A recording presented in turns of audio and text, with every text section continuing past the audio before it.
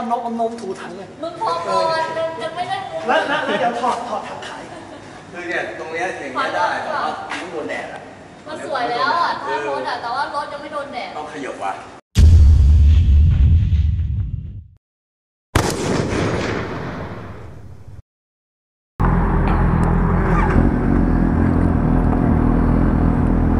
สวัสดีครับ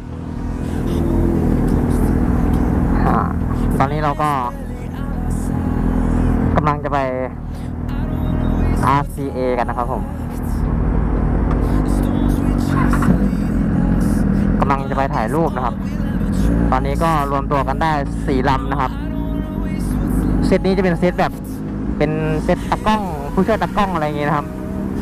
ก็เลยต้องไปก่อนนะครับไปเซตกล้องไว้อะไรรอเตรียมอุปกรณ์รอส่วนพวกนายแบบก็จะแบบตามไปที่หลังสถานที่เป็นยังไงผมยังไม่รู้เลยนะแต่เดี๋ยวผมจะไปช่วยพี่เขาเซตก่อน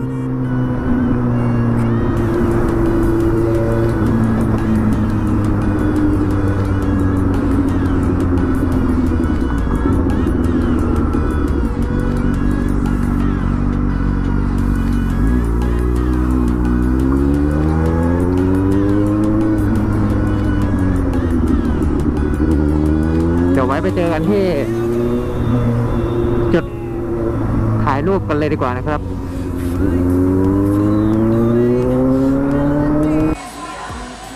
โอเคครับตอนนี้เราก็มาถึงลานจอดรถชั้นใต้ดินของ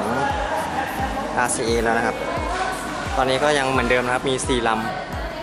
ำหามุมหาอะไรเสร็จแล้วตอนนี้ก็กำลังเริ่มถ่ายเดี๋ยวพวกนายแบบนางแบบก็จะทยอยมาอีกนะครับเราไปดูกันดีกว่าแอบไปดูการถ่ายนี่ก็เป็นบรรยากาศที่กำลังถ่ายเลยนะแล้วเดี๋ยวจะเอารูปสวยๆลงมาให้ดูครับดูนางแบบครับดูนางแบบ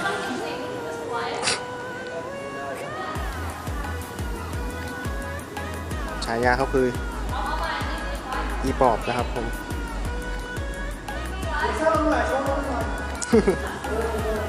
นี่อันนี้ก็เป็นตากล้องนะครับเดี๋ยวผมมีโอกาสเดียวเดี๋ยวแพ้มาหมดแล้วเดี๋ยวพาไว้ก่อนกลับไปที่ก่อนเนาะอีกทีเดี๋ยวไปดูรูปหลังกล้องกันดีกว่าแพ้บอกถอนเลยแพ้มาหมดประโยชน์แล้วตกกระป๋องแล้วพาไว้ก่อนโฟกัสกูหาย1 2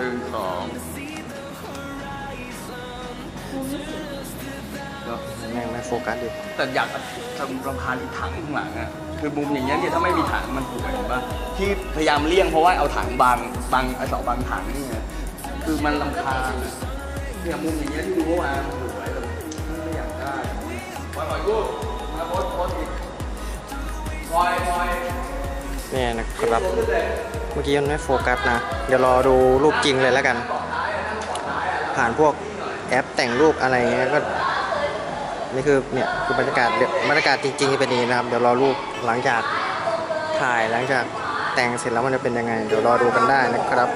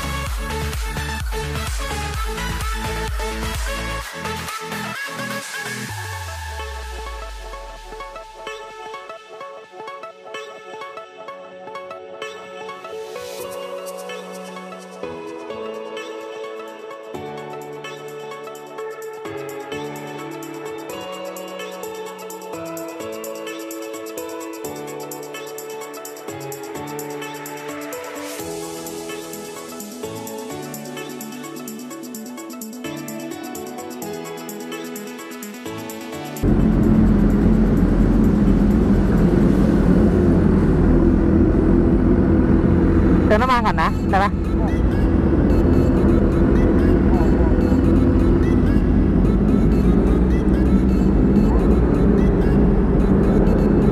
เป็นไงบ้างครับรูปภาพสวยๆตอนนี้ก็ถ่ายรูปกันเสร็จแล้วนะ ตอนนี้กำลังจะเดินทางไปป้อมพระจุลนะครับก็เดี๋ยวป้อมพระจุลผมก็จะตัดเป็นอีกคลิปหนึ่งนะส่วนคลิปถ่ายรูปนี้ผมก็ขอหยุดไว้เท่านี้แล้วกันนะครับโอ้โห